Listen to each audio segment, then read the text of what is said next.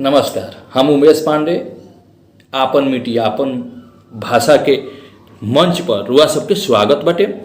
आज रुआ सबसे हम एक विशेष आग्रह करे जा रहल बानी, जौन की आग्रह एकदम विशेष तरीका के बटुए और एकदम हमार पाँचों नोह जोड़ के 10 नोह जोड़ के रुआ सबसे आग्रह रही कि रुआ सभे कहीं भी जहाँ भी स्वास्थ्य उपकेंद्र बा, जो भी स्वास्थ्य केंद्र बटे, जो भी हॉस्पिटल बटे, ओजा रुआ सभे जाई और टीका जरूर लगवाई सभे, जो कि कोविड-19 के टीका बटुए, कोरोना के जो टीका बटुए, एकदम टीका ली सभे, लगवाई सभे। जे भी 18 से ऊपर के बा वो टीका जरूर लगवाई सभे। रुआ सबसे हमारी ये आग्रह रही, निवेदन रही, आपन मीडिया आपन भाषा रुआ सबसे बार बार आग्रह करी कि रुआ सभे टीका जरूर लगवाई सभे।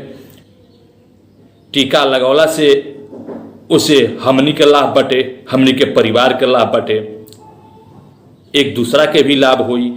और जे एकरा विषय में नइखे समझत ओकरो के बतावे के बा, ओकरो के उपकेंद्र तक ले, जो कि स्वास्थ्य केंद्र बटुए, हरेक गांव में बटुए, हरेक अगल बगल भी बाटे, तो जो भी पंचायत में बटुए, रुआ सबे जरूर टीका लगवाई सभे। रुआ सबसे हमारा आग्रह रही, निवेदन रही कि कोरोना का टीका जरूर ली सभे। कोई के अफवाह में पड़ला के जरूरत नहीं है। कोरोना का टीका लगवाला के एकदम जरूरी बटुए।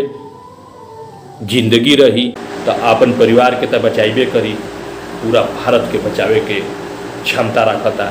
ऐसे रुआ सबसे हमारा आग्रह रही, विनती रही, आपन मीडिया आपन भाषा रुआ सबसे बार बार आग्रह करी कि रुआ सभे टीका जरूर लगवाई सभे।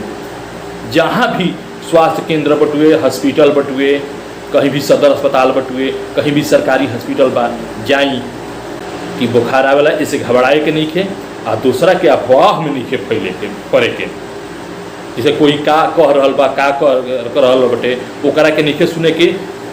अगर ओकरो के एक्टिवेट करे के अभी ताकत होके तो ओकरो को समझावल जरूरी बटे। हमन के सब के टीका लिहल जरूरी बटुए। तो रुआ सबसे आग्रह रही, हमार विनती रही कि टीका जरूर लगवाई सभे। धन्यवाद। आपन मीडिया आपन भाषा रुआ सबके आभारी रही, टीका ली सभे। आ जैसे लोग सेल्फी डालता वो तरह सेल्फी डाली, बहुत बढ़िया लगता। लोग टीका लेके सेल्फी डाल रहल बा, इंस्टाग्राम पर, फेसबुक पर, यूट्यूब पर, जहाँ भी लोड करे एक बार लोड करी। बहुत सुंदर चीज़ बा, एकरा के मजाक नहीं बनावे के। ये भी ले रहल बा वो अपन सेल्फी लेके जरूर व्हाट्सएप और फेसबुक और इंस्टाग्राम पर जरूर लोड करी, बहुत अच्छा रहे। धन्यवाद।